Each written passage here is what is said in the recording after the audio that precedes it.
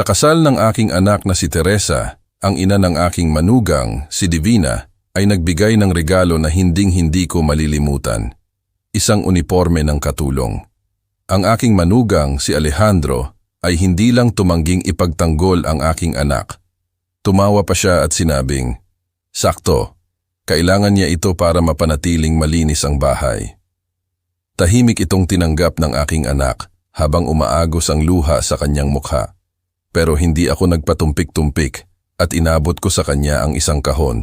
"Buksan mo na ang regalo ko," sabi ko. Nang makita ng lahat ang laman ng kahon, ang buong silid ay nabalot ng katahimikan at pagkamangha. Mag-iwan ng komento. "Saan kayo nanonood? Anong oras na diyan? Kung nakarating sa iyo ang video na ito, nangangahulugan itong kailangan mong pakinggan." Tulad ng tawag ni Angelita na nagligtas sa buhay ng aking anak, ang iyong komento ay maaaring makapagligtas sa iba. 3 buwan bago ang kasal ni Teresa, tumunog ang aking telepono. Si Angelita, ang aking bunsong kapatid. Bagamat hindi na kami nagkakausap ng matagal na panahon, ang boses niya ay tila tensyonado, basag, na para bang matagal nang hindi nagagamit.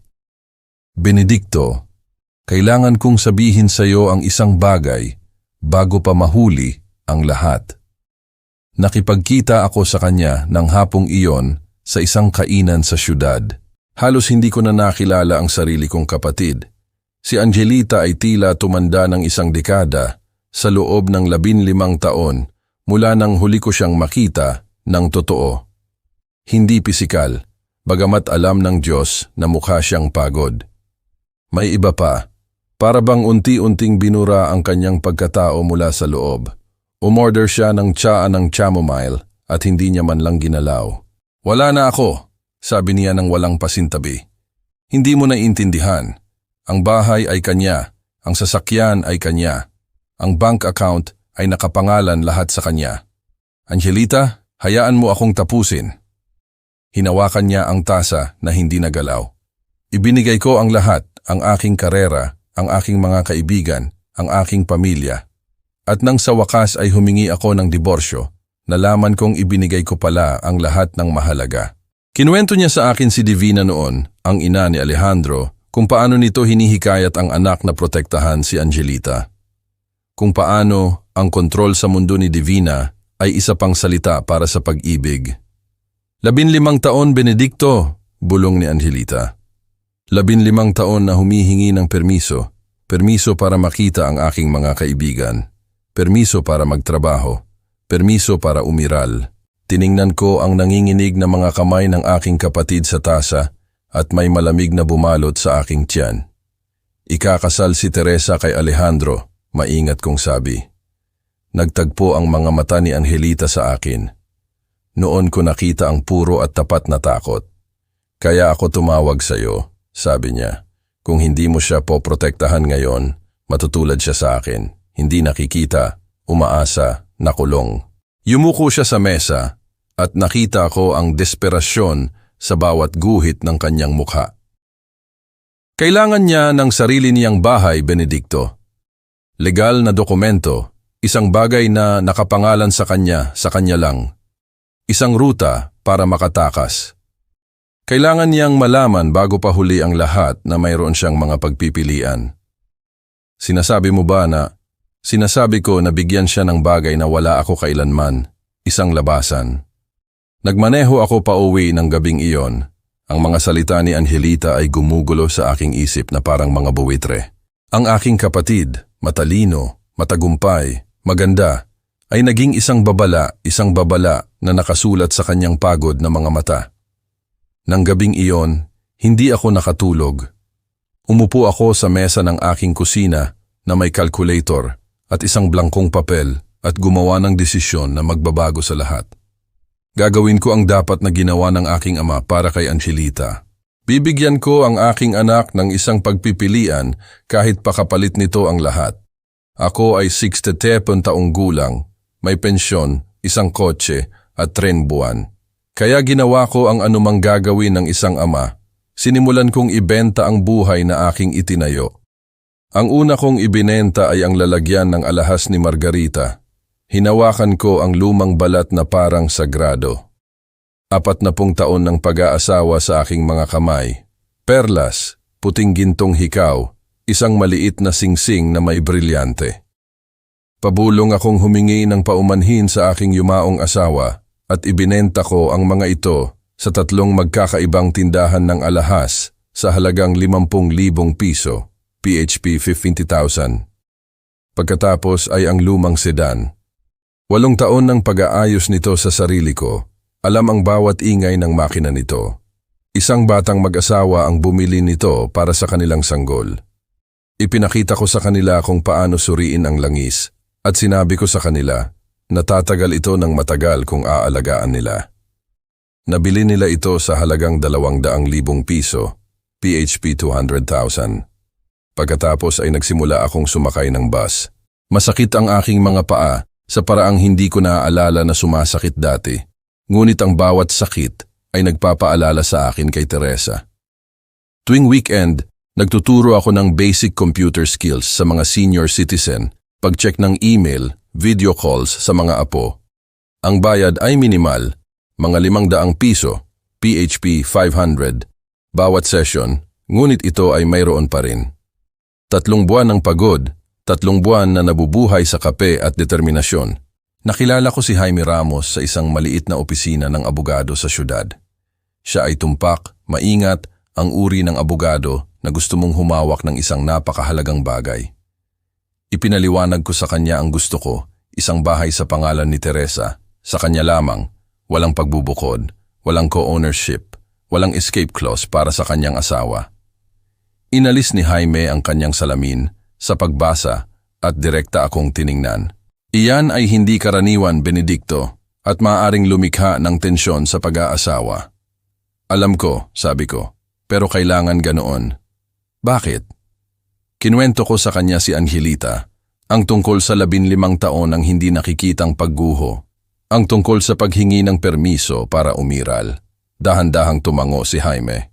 Naiintindihan ko, tiyakin natin na ito ay bulletproof. Nakita namin ang bahay sa Park Avenue isang Martes ng hapon. Ito ay maliit, 2 palapag, may katamtamang hardin, isang tanawin ng tubig mula sa likod bahay. Gusto ng real estate agent na ipakita sa akin ang mas malalaking ari-arian, ngunit umiling ako. Ito ay perpekto, ito ay pakiramdam ng kalayaan. Pinirmahan ko ang mga papeles 3 linggo bago ang kasal. Ang bahay ay legal na at ganap na kay Teresa. Walang sino man ang makakakuha nito at hindi niya alam na umiiral ito. Ang bahay na ito ay nagkakahalaga ng 4 na milyong piso, PHP 4,000. Isang bagay na pinaghirapan kong bayaran mula sa aking mga pinagbentahan at pinagtrabahuhan. Dumating ang araw ng kasal sa gitna ng puting bulaklak at mamahaling mga damit. Umupo ako sa harapang hilera na may maliit na kahon sa bulsa ng aking jacket. Ang aking kamay ay humahawak dito bawat ilang minuto upang matiyak na ito ay totoo. Maganda si Teresa. Lagi naman. Ngunit habang pinapanood ko siyang lumakad patungo sa altar, nakita ko ang isang bagay na hindi ko gustong makita. Isang pagkurap ng pagdududa sa kanyang mga mata. Sa loob lamang ng 1 segundo, sapat na para makilala ng aking amahan na instinct bilang takot. Ang reception ay walang kapintasan, mamahaling pagkain, lahat ay dinisenyo upang mapahanga. Tiniyak ni Divina na alam ng lahat na ang mga Torres ang nagbayad ng lahat. Pagkatapos, tumayo si Divina. Hawak niya ang isang kahon na nakabalot sa mamahaling papel. Ngumiti siya ng ngiting iyon, ang ngiting nakasanayan ko nang makita. Ang ngiti ng isang taong malapit nang hiyain ka sa publiko at tawagin itong pag-ibig. Para sa aming bagong manugang, anunsyo niya ng sapat ang lakas para marinig ng 200 tao. Isang praktikal na bagay. Ang isang mabuting asawa ay nauunawaan ang kanyang lugar. Binuksan niya ang kahon ng dahan-dahan at sadyang isang navy blue na uniforme ng katulong na may puting apron. Naghari ang katahimikan sa silid sa paraang nagpalamig sa aking dugo. Tumawa si Alejandro. Tumawa talaga siya at sinabing, sakto. Kailangan niya ito para mapanatiling malinis ang bahay. Pinanood ko ang mukha ng aking anak. Nakita ko ang kanyang mga mata na napuno ng luha. Nakita ko siyang pilit na ngumiti, pilit na magkunwari na nakakatawa ito, pilit na gawing maayos. Noon ako tumayo, hindi nagmadali, hindi sumabog, umupo lang ako ng dahan-dahan at sadyang, at bawat mata sa ballroom na yon ay bumaling sa akin. Naglakad ako patungo sa aking anak, kinuha ang uniforme mula sa mga kamay ni Alejandro at itinapon ito sa mesa. Pagkatapos ay kinuha ko ang maliit na kahon mula sa bulsa ng aking jacket. Ang aking anak ay nararapat sa isang tunay na regalo, sabi ko sa matatag at malinaw na boses. Binuksan ko ang kahon at inabot kay Teresa ang titulo. Nanginginig ang kanyang mga kamay habang kinukuha ito. Naglakbay ang kanyang mga mata sa mga salita, naguguluhan sa una, pagkatapos ay umunawa, pagkatapos ay napuno ng luha. Ngunit sa pagkakataong ito, ibang luha. Basahin mo, mahina kong sabi. Basahin mo ng malakas. Nanginginig ang kanyang boses habang nagsasalita. Titulo ng ari-arian, may-ari, Teresa Maria Bradley. Address, Black Guy, 847 Park Avenue, North City. Tahimik na tahimik ang silid, 200 tao ang natigilan. Ang mukha ni Divina ay nagbago mula sa pagkagulat tungo sa galit. Ang ekspresyon ni Alejandro ay nagbago mula sa paglilibang tungo sa mas madilim, isang bagay na tila takot, at napagtanto ko na nawalan sila ng kontrol. Si Eduardo Torres, ang ama ni Alejandro, ay dahan-dahang tumayo. Siya ay 72 taong gulang at nakita ko ang 40 taon ng pagsisisi na nakasulat sa kanyang mukha. Pinanood siya ng silid. Naramdaman ng lahat na may magbabago. Naglakad siya patungo sa kinaroroonan ni Teresa. Hawak pa rin ang titulo, nanginginig pa rin. Tiningnan niya ito ng ekspresyon na hindi ko lubos mabasa. Isang bagay sa pagitan ng pagmamalaki at malalim na kalungkutan. Ikaw ay isang mapalad na dalaga, mahina niyang sabi. Isang napakamapalad na dalaga. Tiningnan siya ni Teresa ng naguguluhan. Ang mga mata ni Eduardo ay bumaling sa akin. Ang aking anak ay hindi kailanman nagkaroon ng ganitong uri ng kapalaran. Ang resepsyon ay lubusang natahimik. 200 tao ang natutong huminga ng pigil. Ang aking anak ay maagang nagpakasal, patuloy ni Eduardo sa kanyang matatag na boses, ngunit makapal sa isang bagay na kinikilala kong sakit. Nagpakasal siya sa isang mabuting lalaki. Iyon ang sinabi namin sa kanya. Isang mabuting tagapagtaguyod, isang mabuting pamilya. Ngunit ang mabuting lalaki ay maaari pa ring maging kontrolado. Gumalaw si Divina sa kanyang upuan. Nakita ko siyang naiintindihan kung saan patungo ito. 15 taon, sabi ni Eduardo. 15 taon na humihingi ng permiso. Permiso para makita ang kanyang mga kaibigan. Permiso para magtrabaho. Permiso para maging siya mismo. Tiningnan niya ako muli. Nang sa wakas umalis siya, wala siyang anuman. Walang bahay, walang ipon, walang pagpipilian. At ako, huminto siya. Lumuwag ang kanyang panga. Dapat kong ginawa ang katulad ng ginawa mo. Dapat ko siyang pinrotektahan sa paraang pinoprotektahan mo ang iyong anak. Inilagay niya ang kanyang kamay sa aking balikat. Ang kanyang hawak ay matatag at naramdaman ko ang bigat ng lahat ng nasayang na taon. Tama ang ginawa mo, Benedicto. Sabi niya, ikinalulungkot ko na hindi mas mabuti ang aking anak. Doon sumabog si Divina. Eduardo, ang boses niya ay humampas na parang latigo. Paano mo nagawa yan? Ito ang ating pamilya. Hinarap ni Eduardo ang kanyang asawa. Sa isang sandali, nagkatinginan sila. Nakita kong may nagbago sa pagitan nila. Isang bagay na marahil ay nabuo sa loob ng mga dekada. Umupo lang siya ulit. Hindi siya nagtanggol. Hindi nakipagtalo. Umupo lang siya at ibinaling ang kanyang atensyon sa kanyang plato, ganap na isinantabi ang galit ng kanyang asawa. At noon ko nakita ang tunay na pagbabago sa mukha ni Alejandro. Ang ngiti ay nawala. Lumuwag ang kanyang panga. Ang kanyang mga mata ay dumilim sa isang bagay na tila mas mababa sa pag-ibig para sa kanyang bagong asawa at higit pa sa pagkalkula. Yumuko siya at may ibinulong sa kanyang ina. Isang bagay na apurado at mahina. Hindi ko na kailangang marinig ang mga salita. Alam ko na ang iniisip niya. Nawalan siya ng kontrol sa naratibo, nawalan siya ng suporta ng publiko mula sa pamilya, at kakagaling niya lang sa realization na ang bahay na pag-aari ng kanyang bagong asawa, ang bahay na hindi niya alam na umiiral hanggang ng gabing iyon, ay naging isang linya na hindi niya kayang tawirin. Ito ay naging aming kaaway. Pagkatapos ng honeymoon, napansin ko na nawawala ko ang aking anak. Ang unang senyales ay simple. Ang kanyang mga tawag sa telepono ay naging mas maikli, kung saan dati ay walang tigil siyang nagkukwento tungkol sa kanyang linggo. Ang nakakatawang nangyari sa trabaho, isang bagong resipe, ang pangarap niya tungkol sa paglalakbay sa Costa Rica. Ngayon ay mga monosyllabic na lamang. Hello, Itay. Kumusta ka, anak? Ayos lang. Kailangan ako ni Alejandro. Click. Sinabi ko sa sarili ko na normal lang iyon. Ang mga bagong kasal ay nangangailangan ng oras na magkasama.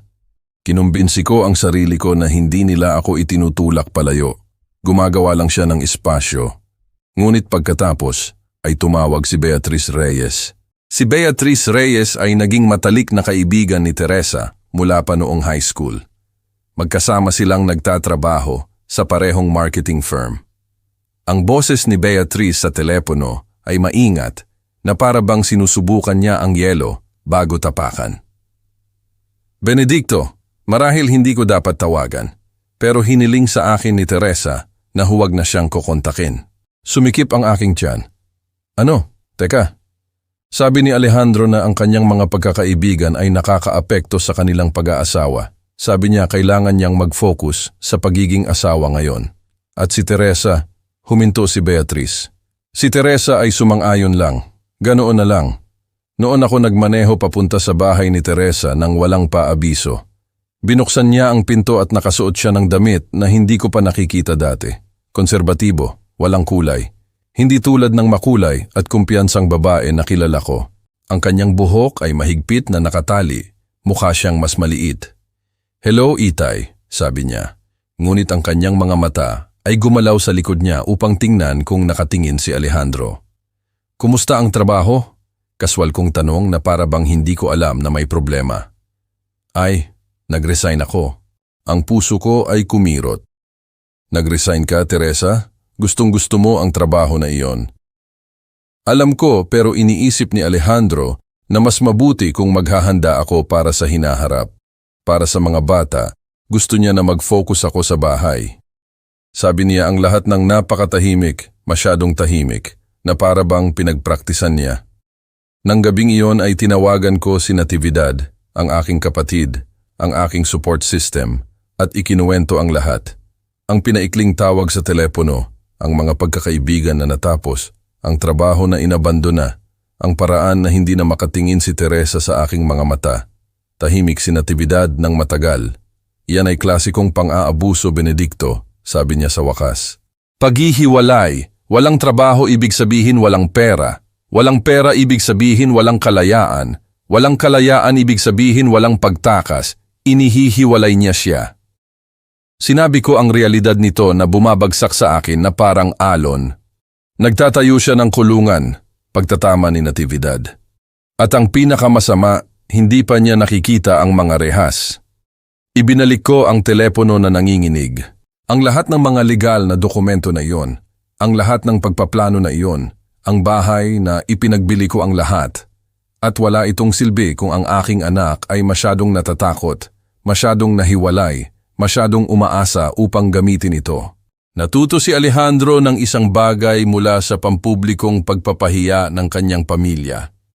Natuto siyang kumilos ng tahimik upang kontrolin, hindi sa pamamagitan ng malalaking kilos, kundi sa pamamagitan ng maliliit na pang-araw-araw na pagguho, mga istruktura ng pahintulot, pinansyal na paggutom, panlipunang paghihiwalay. Ang bahay sa Park Avenue ay bakante, nakapangalan sa kanya at siya ay nawawala pa rin. Napagtanto ko ng gabing iyon na hindi sapat ang titulo lamang. Ang aking anak ay hindi lang nangangailangan ng labasan. Kailangan niyang malaman na karapat-dapat siyang kunin ito. Umupo kami sa opisina ni Jaime Ramos, isang maulap na Martes ng hapon. Ang parehong abogado na naghanda ng titulo ng bahay 3 buwan na ang nakakaraan. Maliban sa pagkakataong ito, hindi kami naroon upang siguruhin ang kinabukasan ni Teresa. Naroon kami upang iligtas ang kanyang kasalukuyan. Kinabahan si Teresa, patuloy na nakatingin sa pinto. Nang pumasok si Jaime, propesyonal at mabait sa paraang natututo ang mga abogado, naging tensyonado siya. Alam ba ni Alejandro na narito ka? Mahina akong tanong. Hindi, bulong ni Teresa. Iniabot niya na nasa appointment ako sa doktor. Inilagay ni Jaime ang titulo ng bahay sa mesa. Ang ari-arian na ito ay ganap na sa iyo, legal. Walang karapatan ng iyong asawa dito. Hindi siya naghintay na maunawaan niya ito. Minomonitor niya ang iyong telepono, ang iyong lokasyon, ang iyong mga pagkakaibigan. Tumango si Teresa sa bawat tanong. Napuno ng luha ang kanyang mga mata. Ang inilalarawan mo ay psikolohikal na pang-aabuso, sabi ni Jaime. Ito ay labag sa batas. Ang pag-ibig ay hindi naghihiwalay. Ang pag-ibig ay hindi kumokontrol. Pero sabi niya mahal niya ako, sabi ni Teresa na basag ang boses. Pinoprotektahan niya ako. Ang proteksyon ay hindi mukhang kulungan, sagot ni Jaime. Ito ay kontrol. Wala nang iba pa. Kumuha siya ng isa pang dokumento. Gusto mo bang maghain ng diborsyo? Tiningnan ako ni Teresa. Sa sandaling iyon ay nakita ko ang aking anak na kinikilala ang kanyang sarili muli. Hindi bilang asawa ni Alejandro, kundi bilang si Teresa. Oo, bulong niya. Umalis kami na hawak ang mga papeles makalipas ang 1 oras.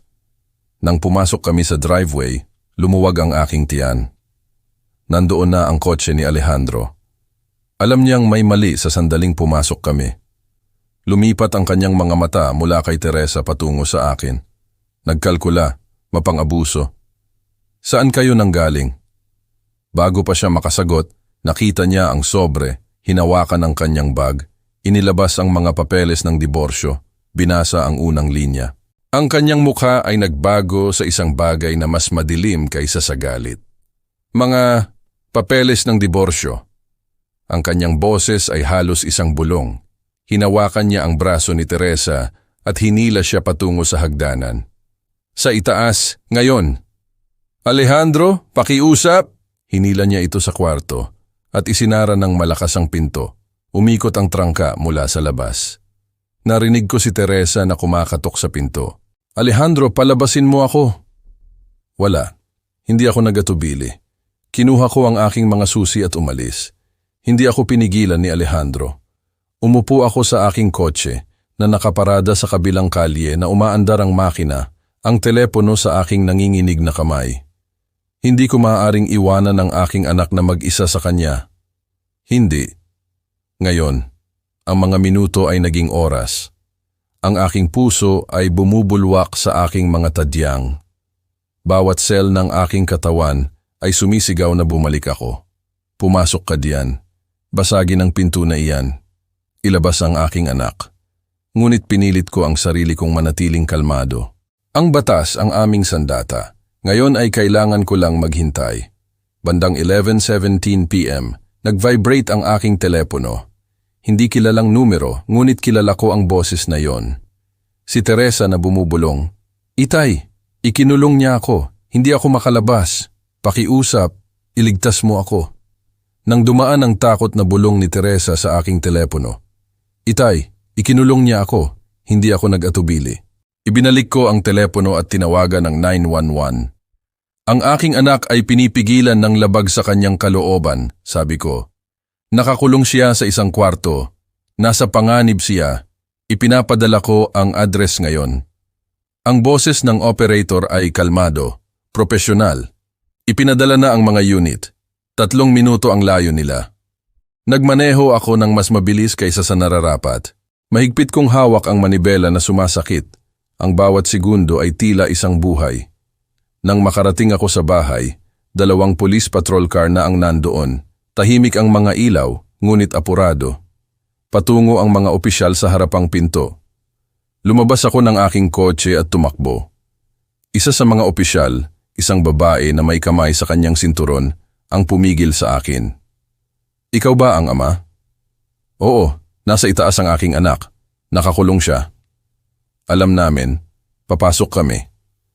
Gumalaw sila sa bahay ng may kasanayan. Sinundan ko sila sa itaas sa hallway. Noon lumitaw si Alejandro, humaharang sa pinto ng kwarto.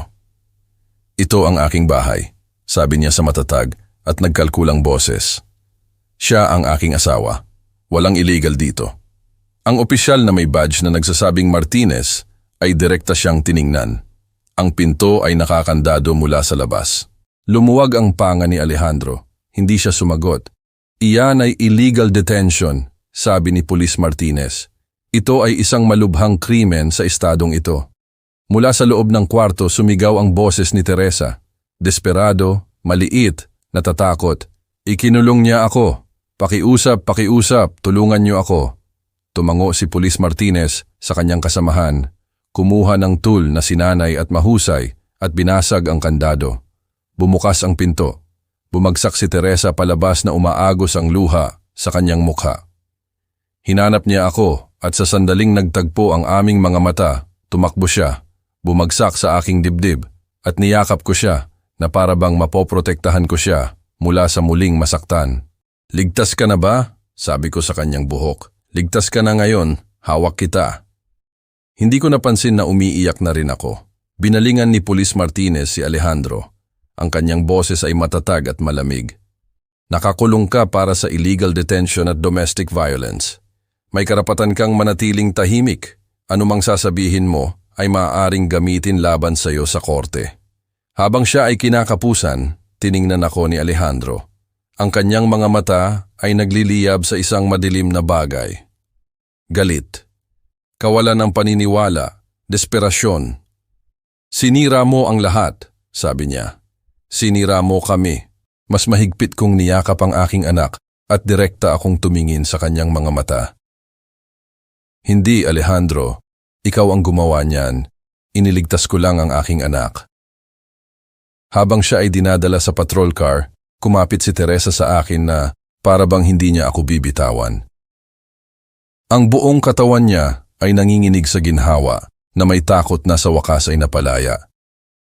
Sa kaalaman na ang bangungot na ito, ang kabanatang ito ng kanyang buhay ay natapos na. Sa labas, malamig ang gabi. Ngunit sa unang pagkakataon sa loob ng maraming buwan, malaya ang aking anak. Umupo si Teresa sa harap ni Detective Morales sa isang maliit na silid sa istasyon ng pulisya. Nanginginig ang kanyang mga kamay habang hawak ang isang tasa ng malamig na kape, ngunit ang kanyang boses, nang sa wakas ay nagsalita, ay matatag. Sinabi niya ang lahat, bawat kasinungalingan na sinabi sa kanya ni Alejandro. Bawat paraan kung paano nito kinokontrol ang kanyang pananalapi, minomonitor ang kanyang telepono. Idinidikta kung sino ang maaari niyang makita. Bawat sandali ay natatakot siyang magsalita, gumalaw, umiral. Nang walang permiso, inilarawan niya ang paghihiwalay, kung paano unti-unting nawala ang mga pagkakaibigan, kung paano naging imposible ang kanyang trabaho, kung paano siya dahan-dahang nawala sa sarili niyang buhay. 15 buwan ng psikolohikal na manipulasyon ang inilantad sa masakit na detalye. Pagkatapos halos bumubulong, inihayag niya ang isang bagay na hindi niya nasabi sa sinuman. Buntis siya ng ilang linggo pa lamang at natatakot na gagamitin ni Alejandro ang sanggol upang ikulong siya. Huminto ang panulat ng detektib. Dahan-dahan niyang sinulat ang natitira, lumalalim ang kanyang ekspresyon. Malubha ito, sabi niya nang matapos siya. Illegal detention, coercive control, psychological abuse. Mayroon tayong matibay na kaso. Pinanood ko ang aking anak na tumango at nakita ko ang isang bagay na matagal ko nang hinihintay makita. Isang kislap ng pag-unawa na walang kasalanan sa lahat ng ito. Pagkalipas ng 3 buwan, nasa korte kami sa syudad. Katabi ni Teresa si Jaime Ramos, kalmado at handa. Sa kabilang dako ng silid, nakaupo si Alejandro kasama ang kanyang abogado, isang lalaking may mamahaling damit na patuloy na bumubulong ng mga estratehiya. Pumasok ang hukom, matikas, kalmado, pamilyar sa mga kasong tulad nito. Ang abogado ni Alejandro ang unang nagpahayag. Pinilit niyang makakaalis si Teresa. Inangkin niyang hindi nakakandado ang pinto. Iminungkahi niyang labis-labis ang kanyang mga takot. Ipinta niya ito bilang isang kasal na may problema, hindi isang krimen. Nang matapos siya, tumayo si Jaime Ramos. "Mahal na hukom," sabi niya sa matatag na boses, "ang illegal detention ay hindi laging pisikal. Ito ay psikolohikal na pagkakakulong. Ang aking kliyente ay patuloy na minomonitor. Wala siyang pera. Kinokontrol ng kanyang asawa ang bawat desisyon. Nang walang trabaho, kinumbinsi niya itong mag-resign. Siya ay inilayo mula sa lahat ng pinagmumula ng suporta. Mga kaibigan, pamilya, lahat ay inalis. Huminto siya. Hindi iyan isang mahirap na kasal. Iyan ay isang krimen. At ang maagang pagbubuntis ni Ginang Bradley ay lalo pa siyang naging mas mahina. Yumuko ang hukom. "Ginoong Torres," sabi niya habang diretsyong nakatingin kay Alejandro. "Mayroon ka bang gustong sabihin?" Lumuwag ang panga ni Alejandro na natili siyang tahimik. Tumango ang hukom. Batay sa ebidensya mula sa ulat ni Detective Morales at ang testimonya na ibinigay, iginagawad ng korte na ito ang diborsyo sa batayan ng domestic violence at psikolohikal na pang-aabuso. Ang ari-arian sa Balcanbite 147 Park Avenue ay mananatiling eksklusibong pag-aari ni Teresa Maria Bradley. Ang buong kustodiya ng anumang bata na ipinanganak mula sa kasal na ito ay napupunta kay Ginang Bradley. Si Ginoong Torres ay magbabayad ng child support kung kinakailangan. Isang permanenteng restraining order ang inilabas, walang contact, walang komunikasyon. Bumagsak ang gavel, matalim at pinal. Nakatayo si Alejandro na may pagkamangha na kumikislap sa kanyang mukha. Bumulong ang kanyang abogado ng apurahan, ngunit hindi siya nakinig. Tinitigan niya si Teresa. Nakita niya ang kanyang mga mata nang walang takot sa unang pagkakataon. Walang galit, may kalinawan. Sa labas ng korte, bumaba si Teresa sa marmol na hagdanan. Hawak ang mga papeles ng diborsyo. Ang sikat ng araw sa syudad ay tila masyadong maliwanag pagkatapos ng mga buwan ng kadiliman. Inilipad ng hangin ang kanyang buhok at sa isang sandali ay bumalik siya sa kanyang sarili. Nakita niya akong naghihintay. Hindi kami nag-usap, nagyakapan lang kami. Umiyak siya, hindi sa takot, hindi sa desperasyon, kundi sa paglaya. Kaligtasan. "Tapos na, Itay," bulong niya. "Hindi," malambot kong sabi. "Ngayon magsisimula ang paggaling." Nang gabing iyon ay natulog siya sa aking apartment sa unang pagkakataon sa halos 2 taon. Nakatulog siya sa aking sofa sa ilalim ng kumot na binili ko nang hindi ko alam kung makakaligtas siya rito. Umupo ako sa tabi niya na hawak ang kanyang balikat. Tinitiyak na alam niyang hindi siya nag-iisa. Sa unang pagkakataon mula nang tumawag si Angelita ng babala, 3 taon na ang nakakaraan, nakaramdam ako ng kapayapaan. Tapos na ang bangungot, malaya ang aking anak, at sa loob ng kalayaan na iyon, ang kanyang sanggol, isang bagong buhay, ang naghihintay na dumating. Kahit natutulog, nakita ko kung paano kumapit ang pagod sa kanya, ang uri na bumabalot sa isang tao, pagkatapos ng mga taon ng takot na huminga. Gayunpaman sa ilalim niyan ay may bagong nabubuo, isang katatagan, isang tahimik na determinasyon. Hindi lang siya tumakas, muling nagtatayo siya. Pinoprotektahan niya ang batang lumalaki sa kanyang loob, isang bata na ipinaglihi sa dilim, ngunit ngayon ay dinala sa liwanag. Napagtanto ko noon na ang kalayaan ay hindi lang ang kawalan ni Alejandro. Ito ang simula ng isang buhay kung saan sa wakas ay naging pag-aari niya ulit ang kanyang sarili at karapat-dapat siya sa bawat sandali nito. 6 na linggo pagkatapos ng diborsyo, isinilang ni Teresa si Aurora isang Martes ng umaga sa huling bahagi ng Tagsibol. Nang ilagay ng nurse ang maliit na batang iyon sa aking mga braso, tuluyan akong gumuho. Siya ay perpekto, kumpleto, imposibleng perpekto. 10 daliri sa kamay, 10 daliri sa paa. Mga mata na hindi pa natututo kung ano ang maaaring gawin ng mundo sa kanila at siya ay malaya. Nakahiga si Teresa sa kama ng ospital. Pagod, ngunit nagniningning. "Nandito na siya, Itay," bulong ni Teresa. "Nandito na siya." Tiningnan ko ang aking anak, pagkatapos ang aking apo, at sa wakas ay naunawaan ko kung bakit ko ibinenta ang lahat, kung bakit ko isinakripisyo ang mga alahas ng aking asawa, ang aming kotse, ang aking pagmamalaki, ang aking pangarap, kung bakit ako umupo sa kotse na nagbabantay sa isang madilim na bahay sa hating gabi. At siya ay malaya, sabi ko. Hindi niya kailanman malalaman kung ano ang pakiramdam ng humingi ng permiso upang umiral. Pagkalipas ng 3 linggo, umuwi si Teresa sa bahay sa Park Avenue. Gumalaw siya sa mga silid na iyon, dahan-dahang hinawakan ang mga dingding na para bang muling kinikilala ang kalayaan. Natutulog si Aurora sa itaas at nakita ni Teresa ang sarili niya sa hardin, ang hardin na hindi niya kailanman napansin sa mga madilim na buwan na iyon. Umupo siya sa bangko na binili ko at tumawa. Ito ay isang tunay na tawa. Hindi ang maingat at kontroladong tunog na pinagpraktisan niya sa panahon ng kanyang kasal. Hindi ang pagod na kagandahang loob ng isang babaeng nagpapanggap na ayos lang. Ito ay totoo. Walang pag-aalinlangan sa kanya. Pinanood ko siya mula sa bintana ng kusina at naramdaman ko na may bagay na matagal ko nang dinadala ang lumuwag sa aking dibdib. Ang aking anak ay bumalik sa kanyang sarili. Pagkalipas ng 3 buwan, pagkatapos isilang si Aurora, bumalik si Teresa sa trabaho. Bumalik siya sa marketing firm kung saan una siyang naging sarili niya bago si Alejandro, bago ang paghihiwalay, bago ang kulungan.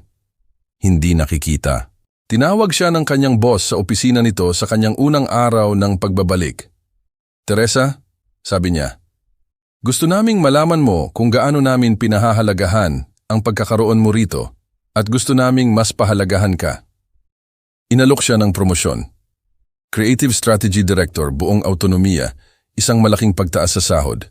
Tinanggap ni Teresa ng walang pag-aalinlangan. Sa unang pagkakataon sa halos 3 taon, may kontrol siya sa sarili niyang kinabukasan.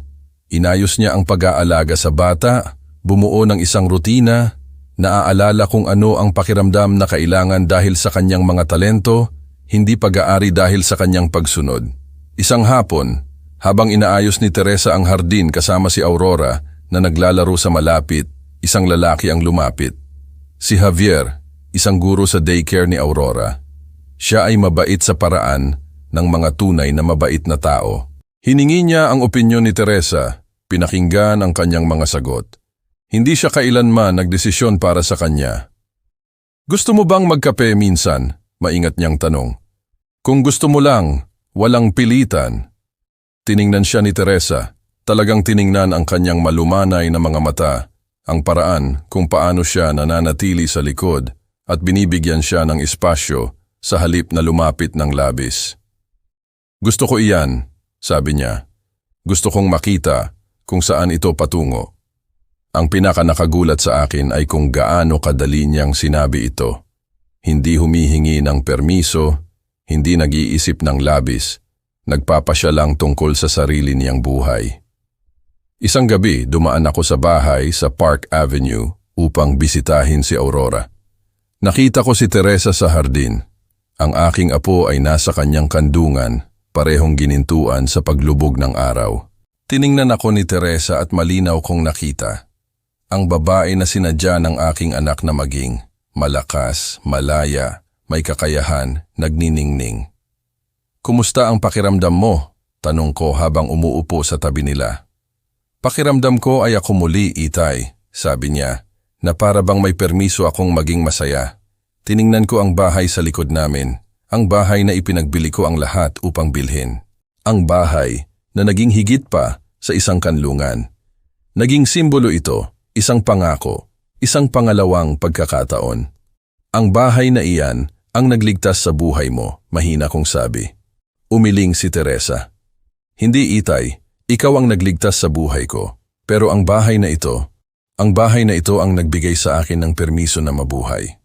Isang hapon, umupo ako sa bangko sa hardin na pinapanood si Teresa na nakikipaglaro kay Aurora. Ang mga bulaklak ay namumulaklak, mainit ang sikat ng araw at nakangiti ang aking anak. Dumating si Javier na may kape para sa aming dalawa. Isang maliit na kabutihan, wala nang iba pa. Umupo siya sa tabi ko, binigyan si Teresa ng espasyo, hindi kailanman hinihingi ang kanyang atensyon.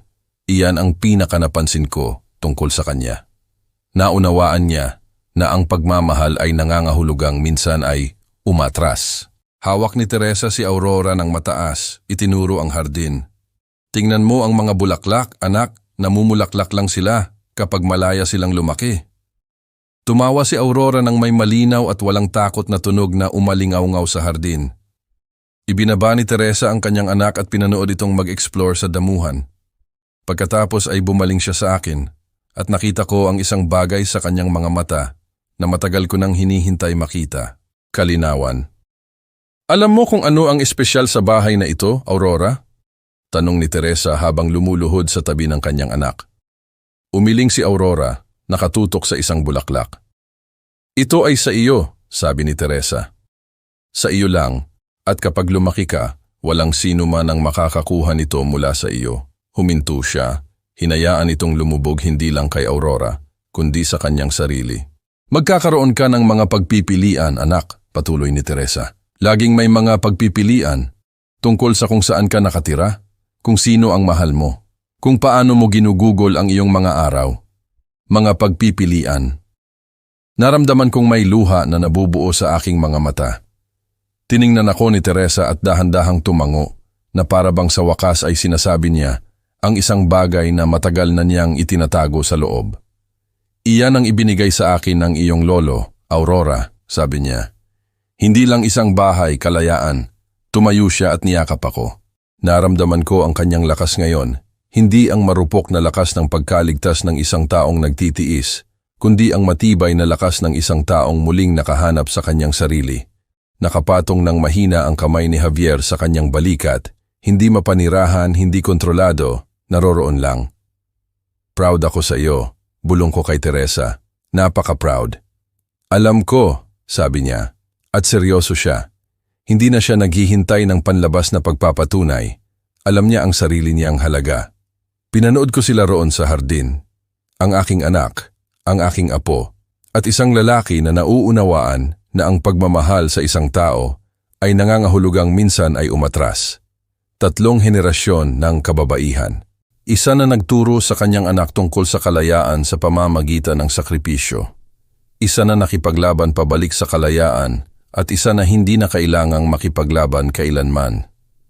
Tapos na ang aking trabaho, hindi na kailangan ni Teresa na iligtas ko siya. Maaari niyang iligtas ang kanyang sarili. Tumayo ako upang umalis, handa nang umuwi at magpahinga. Masakit ang aking mga buto. Ang aking puso ay naging mas magaan kaysa dati sa loob ng maraming taon. Itay, teka! Tawag ni Teresa. Kailangan kong sabihin sa iyo ang isang bagay. Lumingon ako, nagtataka kung ano pa ang kailangan sabihin ng aking malakas at magandang anak. Inabot ako ni Teresa sa gate ng hardin. Hinawakan niya ang aking kamay, isang bagay na hindi niya malayang ginawa ng matagal at mahigpit na hinawakan. Kailangan kong malaman mo ang isang bagay, Itay, sabi niya. Lumingon ako upang harapin ang aking anak at malinaw kong nakita siya. Malakas, malaya, siya mismo. Ang uniforme ng katulong na iyon, sabi ni Teresa. Ang inilagay ni Divina sa kahon na iyon, ang inaasahan niyang isuot ko. Hindi ko kailanman isinuot, Itay, at hindi ko kailanman isusuot. Alam ko, anak, sabi ko. Pero hindi iyan ang gusto kong sabihin sa iyo, patuloy ni Teresa. Matatag ang kanyang mga mata. Gusto kong sabihin sa iyo na binigyan mo ako ng higit pa sa isang bahay. Binigyan mo ako ng mensahe. Mahigpit niyang hinawakan ang aking kamay.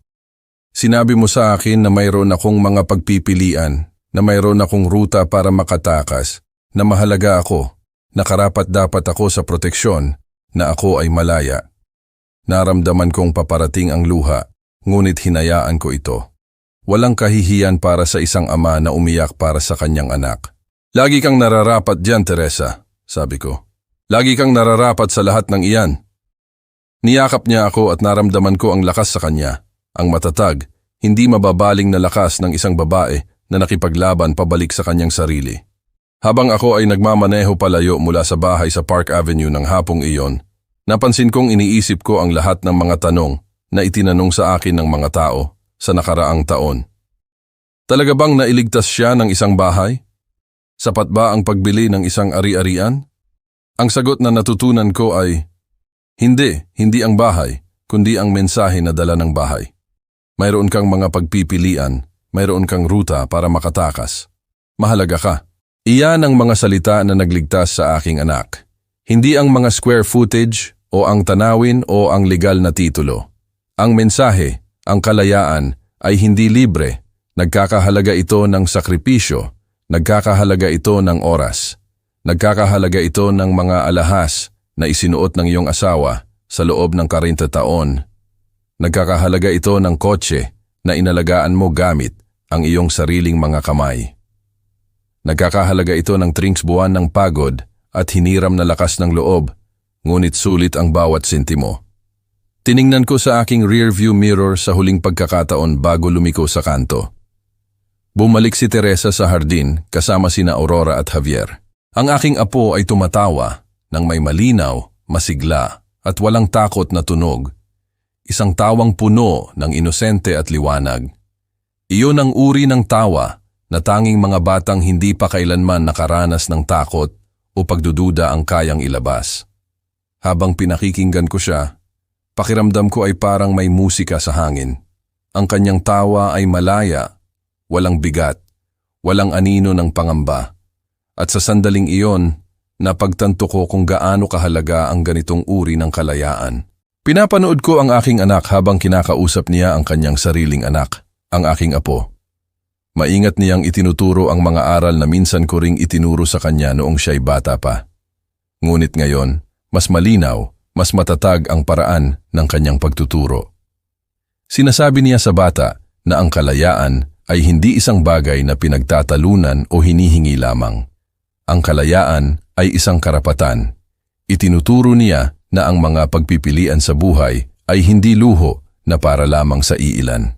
Ang mga ito ay karapatang taglay ng bawat babae mula sa sandaling siya ay isinilang. Habang nakikita ko silang dalawa na magkasamang tumatawa, naaalala ko ang mahabang landas na dinaanan namin bilang pamilya. May mga sandali ng sakit, may mga sandali ng galit, at may mga sandali ng pagdududa kung tama ba ang aming mga ipinaglalaban.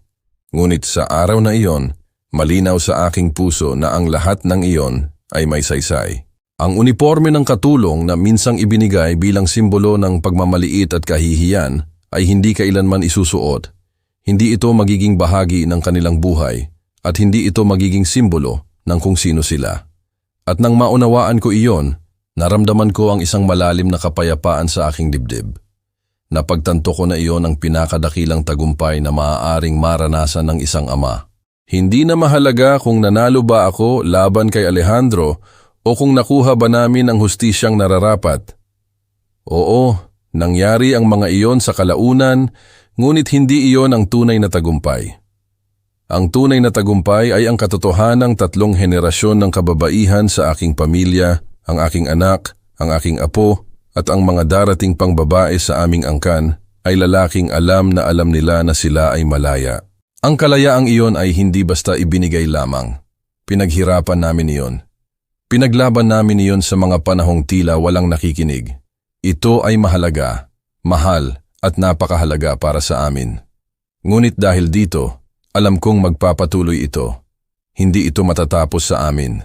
Ituturo ng aking anak sa aking apo ang mga aral na iyon, na ang paggalang sa sarili ay hindi kailanman dapat isuko, na ang pag-ibig ay hindi dapat maging dahilan ng pagkontrol, at na ang tunay na lakas ay nagmumula sa kakayahang pumili para sa sarili.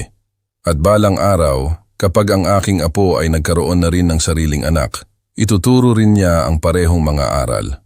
Sa ganitong paraan, unti-unti naming sinisira ang lumang siklo ng takot at katahimikan.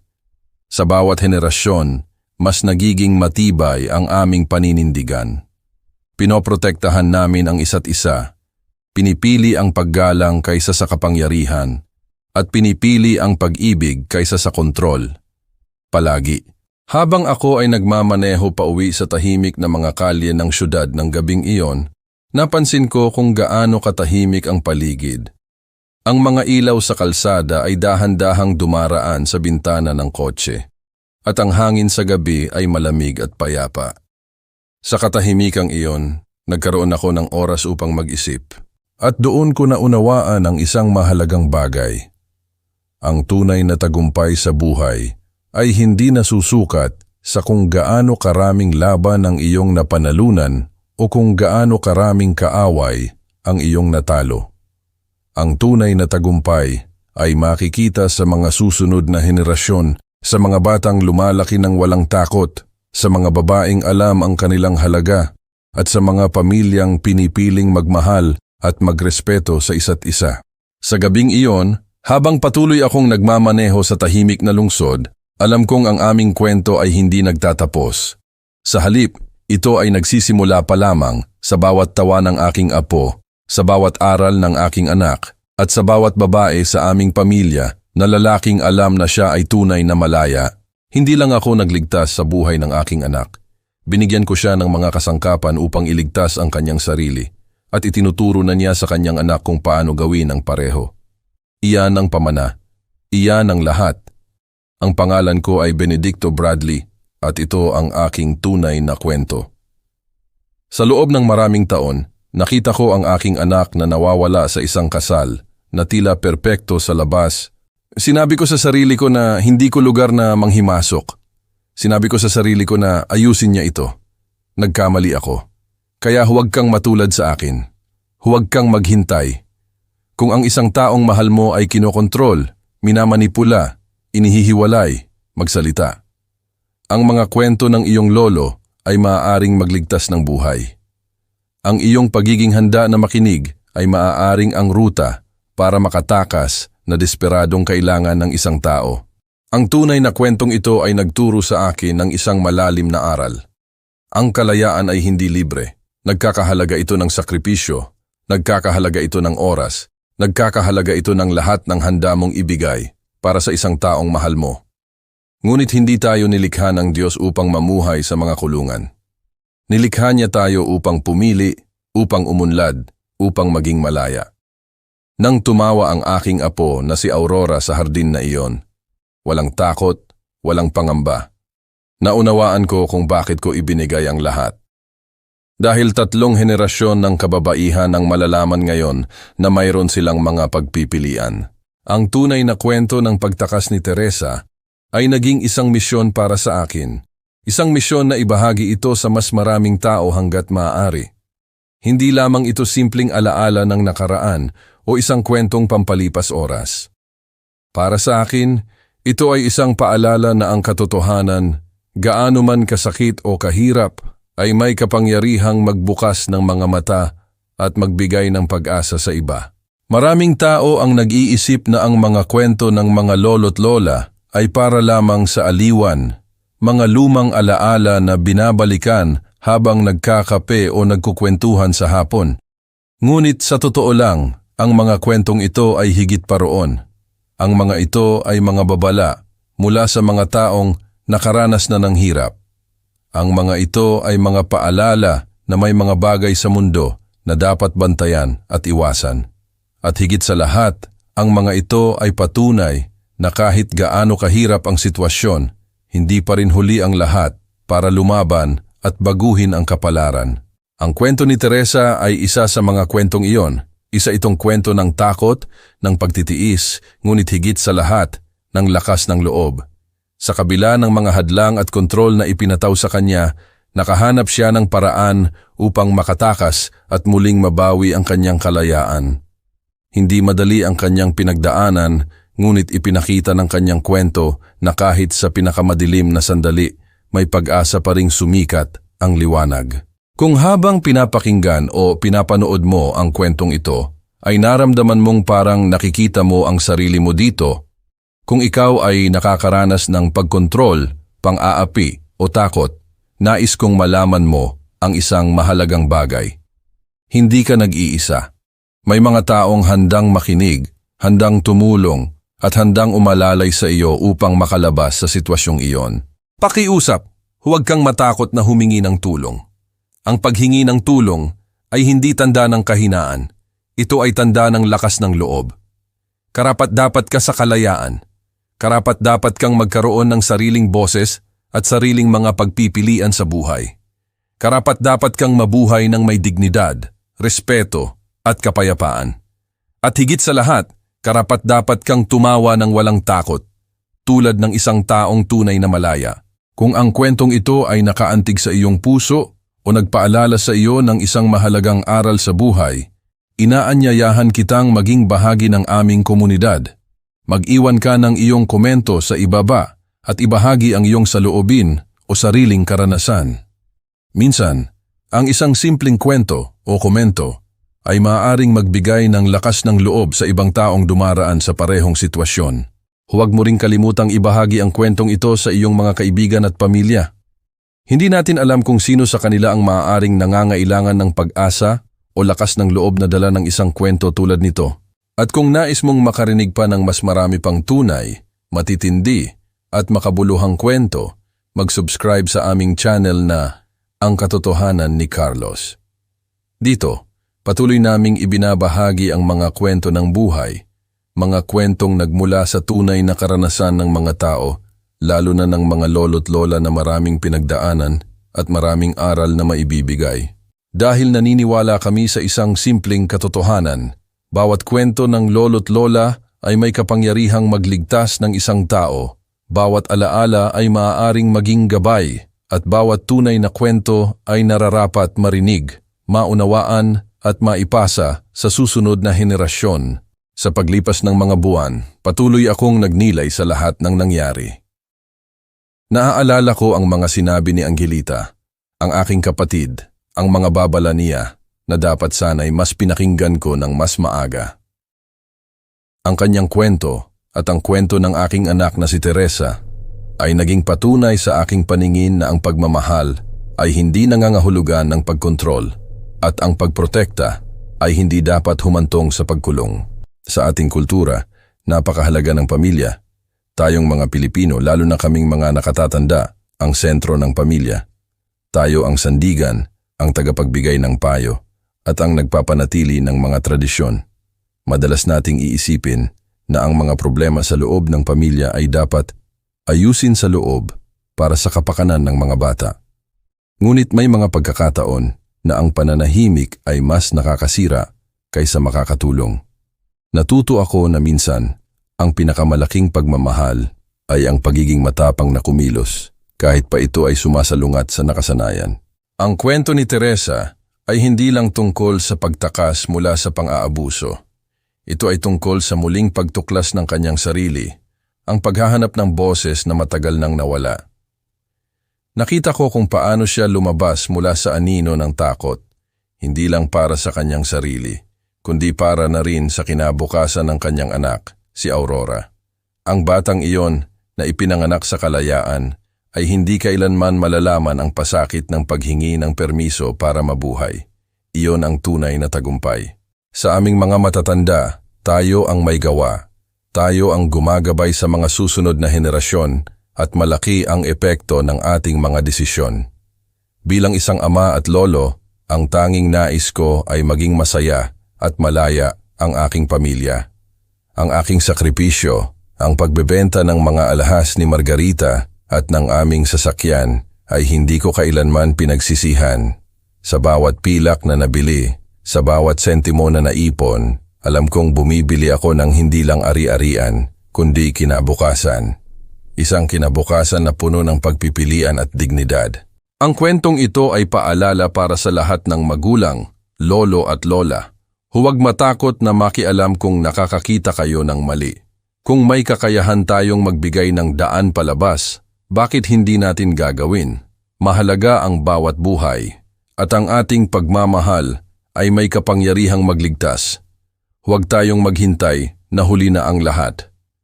Tandaan ang kasabihan, habang may buhay, may pag-asa. At sa atin namang mga anak at apo, ang hindi marunong lumingon sa pinanggalingan, hindi makakarating sa paroroonan. Naway ang kwentong ito ay maging inspirasyon para sa lahat na lumaban para sa kalayaan at kaligayahan ng kanilang mga mahal sa buhay.